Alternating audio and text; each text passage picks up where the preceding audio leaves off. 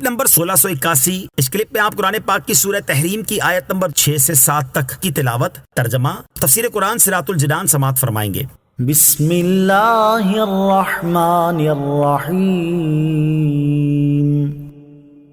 ترجمہ، اللہ کے نام سے شروع جو نہایت مہربان رحمت والا ہے۔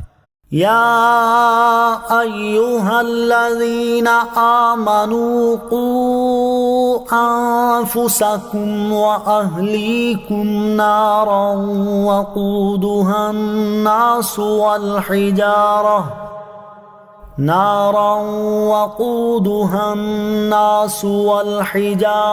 علیہا ملائکۃ غلاظ شداد لا يعصون اللہ ما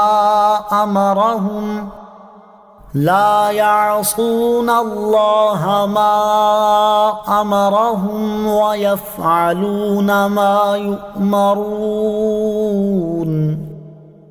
ترجمہ، اے ایمان والو، اپنی جانوں اور اپنے گھر والوں کو اس آگ سے بچاؤ جس کا ایندھن آدمی اور پتھر ہے۔ اس پر سختی کرنے والے طاقتور فرشتے مقرر ہیں جو اللہ کے حکم کی نافرمانی نہیں کرتے اور وہی کرتے ہیں جو انہیں حکم دیا جاتا ہے۔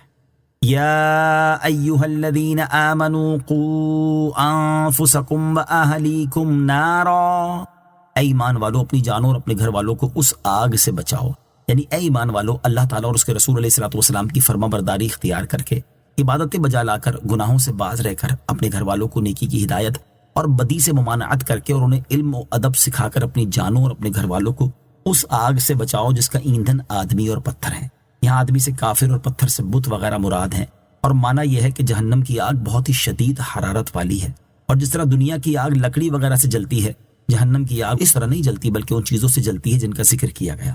مزید فرمایا کہ جہنم پر ایسے فرشتے مقرر ہیں کہ جو جہنمیوں پر سختی کرنے والے اور انتہائی طاقتور ہیں، اور ان کی طبیعتوں میں رحم نہیں، وہ اللہ تعالیٰ کے حکم کی نافرمانی نہیں کرتے اور وہی کرتے ہیں جو انہیں حکم دیا جاتا ہے۔ ہر مسلمان پر اپنے اہل خانہ کی اسلامی تعلیم و تربیت لازم ہے۔ اس آیت سے معلوم ہوا کہ جہاں مسلمان پر اپنی اصلاح کرنا ضروری ہے، وہیں اہل خانہ کی اسلامی تعلیم و تربیت کرنا بھی اس پر لازم ہے۔ لہٰذا ہر مسلمان کو چاہیے کہ وہ اپنے بیوی بچوں اور گھر میں جو افراد اس کے ماتحت ہیں ان سب کو اسلامی احکامات کی تعلیم دے یا دلوائے، یوں ہی اسلامی تعلیمات کے سائے میں ان کی تربیت کرے تاکہ یہ بھی جہنم کی آگ سے محفوظ رہیں۔ ترغیب کے لیے یہاں اہل خانہ کی اسلامی تربیت کرنے اور ان سے احکام شریعہ پر عمل کروانے سے متعلق 3 احادیث سماعت کیجیے۔ نمبر 1، حضرت عبداللہ ابن عمر رضی اللہ تعالیٰ عنہما سے روایت ہے، تاجدار رسالت صلی اللہ تعالیٰ علیہ وسلم نے ارشاد فرمایا، تم میں سے ہر شخص نگہبان ہے اور ہر ایک سے اس کے ماتحتوں کے بارے میں سوال کیا جائے گا۔ چنانچہ حاکم نگہبان ہے، اس سے اس کی رعایا کے بارے میں پوچھا جائے گا۔ آدمی اپنے اہل خانہ پر نگہبان ہے، اس سے اس کے اہل خانہ کے بارے میں سوال کیا جائے گا۔ عورت اپنے شوہر کے گھر میں نگہبان ہے، اس سے اس کے بارے میں پوچھا جائے گا۔ خادم اپنے مالک کے مال میں نگہبان ہے، اس سے اس کے بارے میں سوال ہوگا۔ آدمی اپنے والد کے مال میں نگہبان ہے، اس سے اس کے بارے میں پوچھا جائے گا۔ الغرض تم میں سے ہر شخص نگہبان ہے، اس سے اس کے ماتحتوں کے بارے میں سوال ہوگا۔ نمبر 2، حضرت عبداللہ بن عمر رضی اللہ تعالیٰ عنہما سے روایت ہے، سید المرسلین صلی اللہ تعالیٰ علیہ وسلم نے ارشاد فرمایا، اپنی اولاد کو 7 سال کی عمر میں نماز پڑھنے کا حکم دو، اور جب وہ 10 سال کی ہو جائیں تو انہیں مار کر نماز پڑھاؤ اور ان کے بستر الگ کر دو۔ نمبر 3، حضرت ابو ہریرہ رضی اللہ تعالیٰ عنہ سے روایت ہے، رسول کریم علیہ الصلوۃ والسلام نے ارشاد فرمایا، اللہ تعالیٰ اس شخص پر رحم فرمائے جو رات میں اٹھ کر نماز پڑھے اور اپنی بیوی کو بھی نماز کے لیے جگائے، اگر وہ نہ اٹھے تو اس کے منہ پر پانی کے چھینٹے مارے۔ اللہ تعالیٰ اس عورت پر رحم فرمائے جو رات کے وقت اٹھے پھر نماز پڑھے اور اپنے شوہر کو جگائے، اگر وہ نہ اٹھے تو اس کے منہ پر پانی کے چھینٹے مارے۔ پانی کے چھینٹے مارنے کی اجازت اس صورت میں ہے جب جگانے کے لیے بھی ایسا کرنے میں خوش طبعی کی صورت ہو کہ دوسرے نے ایسا کرنے کا کہا ہو۔ اللہ تعالیٰ میں اپنے اہل خانہ کی صحیح اسلامی تعلیم و تربیت کرنے کی توفیق عطا فرمائے، آمین۔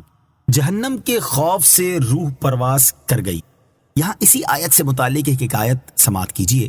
چنانچہ حضرت منصور بن عمار رضی اللہ تعالی عنہ فرماتے ہیں، میں نے حج کیا اور سفر کے دوران کوفہ کے ایک سرائے میں ٹھہرا، پھر میں ایک اندھیری رات میں باہر نکلا تو آدھی رات کے وقت کسی کی درد بھری آواز سنی اور وہ یوں کہہ رہا تھا، اے اللہ عز و جل، تیری عزت و جلال کی قسم، میں نے جان بوجھ کر تیری نافرمانی اور مخالفت نہیں کی، اور مجھ سے جب بھی تیری نافرمانی ہوئی میں اس سے ناواقف نہیں تھا، لیکن خطا کرنے پر میری بدبختی نے میری مدد کی اور تیری ستاری کی امید نے مجھے گناہ پر ابھارا، اور بے شک میں نے اپنی نادانی کی بنا پر تیری نافرمانی اور مخالفت کی، تو اب تیرے عذاب سے مجھے کون بچائے گا؟ اگر تو نے مجھ سے اپنی رحمت و عنایت کی رسی کاٹ لی تو میں کس کی رسی کو تھاموں گا؟ جب وہ اپنی اس التجا سے فارغ ہوا تو میں نے قرآن مجید کی یہ آیت تلاوت کی، قوا انفسکم واہلیکم نارا وقودها الناس والحجارة عليها ملائكة غلاظ شداد لا يعصون الله ما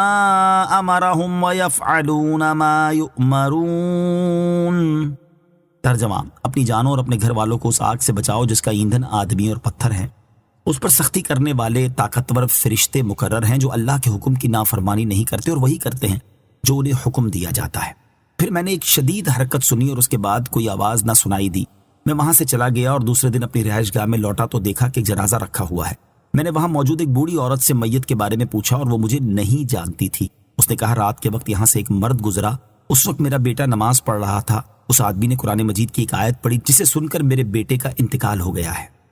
يا أيها الذين كفروا لا تعتذروا اليوم إنما تجزون ما كنتم تعملون۔